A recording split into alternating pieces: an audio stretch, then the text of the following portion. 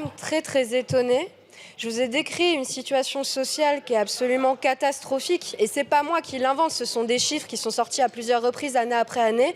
85 000 emplois détruits en solde net. Non mais sérieusement, c'est le plus grand plan social qu'on connaît en France actuellement. Et sur les bancs, il n'y a aucune réponse.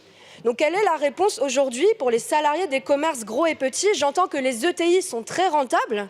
Mais dans quel secteur parlez-vous? Là, on vous parle de secteur du commerce non alimentaire. Vous voyez comme moi les faillites. Vous voyez comme moi que les anciennes qui font faillite ne sont pas que des TPE ou des PME. Vous voyez que c'est aussi des réseaux. Je vous ai parlé de Camaïeu, je vous ai parlé de Gosport, je vous ai parlé d'André. Tout ça, c'est des emplois dans nos circonscriptions. Et encore une fois, qu'est-ce que vous proposez? Vous n'avez fait qu'aggraver la distorsion de concurrence en faveur d'Amazon. Et vous le savez très bien. Et qu'est-ce que vous allez faire là aujourd'hui?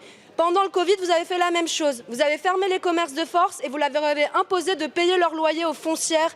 De la même manière, elles ont dû conclure des PGE et de la même manière que le commerce aura des difficultés à rembourser ses PGE, ce qui met à risque les finances publiques de l'État. Et là, vous recommencez. Et on veut une réponse sur les emplois aujourd'hui dans le commerce de détail. Qu'est-ce que vous allez faire pour empêcher les faillites en cascade? Merci beaucoup.